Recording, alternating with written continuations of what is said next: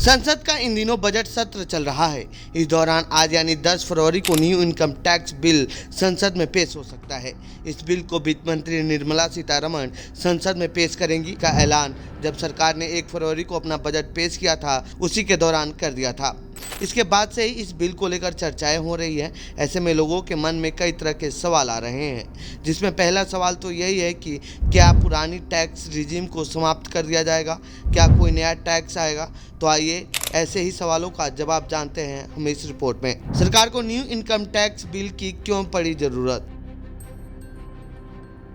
दरअसल देश में अभी तो इनकम टैक्स अधिनियम 1961 चल रहा है। यह भी 1 अप्रैल 1962 से प्रभावी हो चुका है। समय समय पर इसमें कई संशोधन किए गए, उस वजह से प्रावधान भी बढ़ते चले गए। अब देखते ही देखते 63 सालों में यह इनकम टैक्स अधिनियम काफी ज्यादा जटिल हो चुका था। रिटर्न फाइल करना भी टैक्स पेयर्स के लिए एक बड़ी चुनौती थी। अब उसी चुनौती को खत्म करने के लिए सरकार न्यू इनकम टैक्स बिल लेकर आ रही है।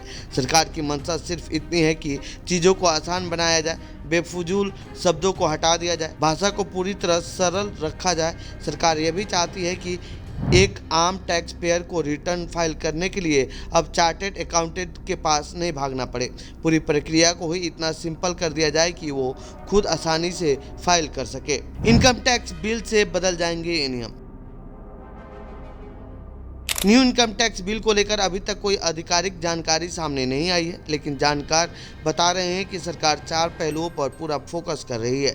पहला, कानून को सबसे आसान भाषा में लिखा जाए। दूसरा, अनावश्यक और गैर जरूरी शब्दों को डिलीट किया जाए।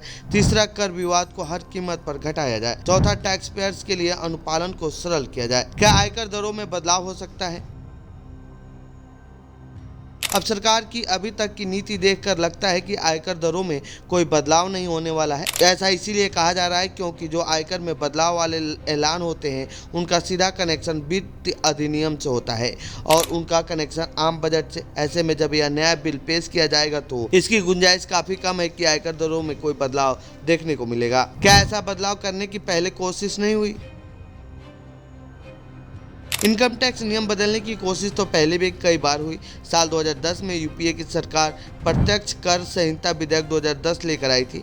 इसे संसद में पेश किया गया था, लेकिन बाद में विस्तृत चर्चा के लिए इसे स्थायी समिति के पास भेज दिया गया और फिर 2014 आते आते सरकार बदलने की वजह से वो विधेयक ही निरस्त हो गया।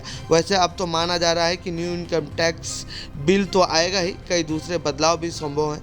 पूरी कोशिश है कि आम आदमी की जिंदगी में सहूलियत लाई जाए। In the new tax regime, the tax rate structure is proposed to be revised as follows: 0 to 3 lakh rupees, nil; 3 to 7 lakh rupees, 5%; 7 to 10 lakh rupees, 10%; 10 to 12 lakh rupees, 15%; 12 to 15 lakh rupees, 20%; and above 15 lakh rupees, 30%.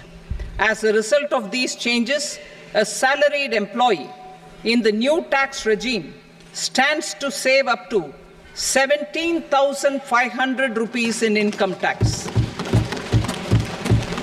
तो ये थी income tax new bill से जुड़ी हमारी report. आपको कैसी लगी ये रिपोर्ट कमेंट बॉक्स में बताएं। साथ ही इस पूरे मामले पर आप क्या कहना चाहते हैं कमेंट बॉक्स में लिखें। बाकी देश दुनिया खबरों के लिए बने रहे जनसत्ता के साथ। धन्यवाद।